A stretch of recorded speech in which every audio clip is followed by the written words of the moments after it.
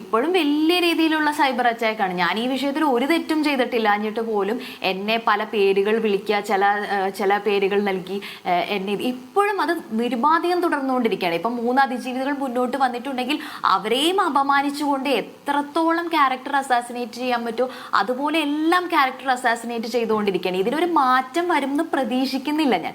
അതുകൊണ്ട് തന്നെ ഞാൻ എൻ്റെ ബോധ്യത്തിന്റെ അടിസ്ഥാനത്തിൽ, എൻ്റെ മനസാക്ഷിയുടെ അടിസ്ഥാനത്തിലുമാണ് നിൽക്കുന്നത്. പക്ഷെ ഇങ്ങനെ കുറ്റം പറയുന്നവർ ഒന്ന് ചിന്തിക്കേണ്ട ഒരു കാര്യം, ഇതൊരു സ്ത്രീ പുരുഷ വിഷയമല്ല. ഇതിന്റെ ഓപ്പോസിറ്റ് നിൽക്കുന്ന ഒരു ജനപ്രതിനിധിയാണ്. ജനങ്ങളെ പ്രതിനിധീകരിച്ച് നിയമസഭാ സാമാജികനായിരിക്കുന്ന ഒരു വ്യക്തിയാണ്. അപ്പൊ അങ്ങനെ ഒരു വ്യക്തി, അപ്പൊ ഇവര്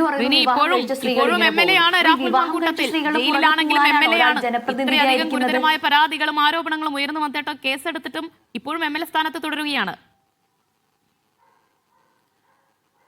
ഞാൻ പറയുന്നത് MLA സ്ഥാനത്ത് നിന്ന് മാറി നിൽക്കേണ്ടതാണ്. കാരണം ആ വ്യക്തിക്ക് എന്തെങ്കിലും ധാർമ്മികതയുണ്ടെങ്കിൽ, എന്തെങ്കിലും കുറ്റബോധമുണ്ടെങ്കിൽ, ഞാൻ ചെയ്തത് ശരിയാണോ എന്ന് സ്വയം ആലോചിക്കുന്നുണ്ടെങ്കിൽ മാറി നിൽക്കണം. ഇനി അതല്ല, ഒരു തെറ്റും ചെയ്തിട്ടില്ല എന്നാണ് സ്വയം കരുതുന്നതെങ്കിൽ മാറി നിന്ന് ആ ജനങ്ങൾക്കിടയിലുള്ള ആ ഊഹാപോഹങ്ങളും സംശയങ്ങളും മാറ്റണം. ജനങ്ങളുടെ അന്തസ്സിനെ, അവിടുത്തെ ജനങ്ങളുടെ അന്തസ്സിനെ ചോദ്യം ചെയ്യുന്ന ഒരു ജനപ്രതിനിധിയായി നിലനിൽക്കാൻ പാടില്ല. മാറി നിന്ന് സ്വന്തം ശരി എന്താണെന്ന് വെച്ചാൽ ശുദ്ധീകരിച്ച് മുന്നോട്ട് വരാൻ സാധിക്കുന്നുണ്ടെങ്കിൽ അങ്ങനെ ചെയ്യണം. പക്ഷെ ഇങ്ങനെ ഒരു ഊഹാപോഹങ്ങൾക്കിടയിൽ ഇങ്ങനെ ജനപ്രതിനിധിയായി നിൽക്കുന്നതിനോ അംഗീകരിക്കാൻ കഴിയില്ല.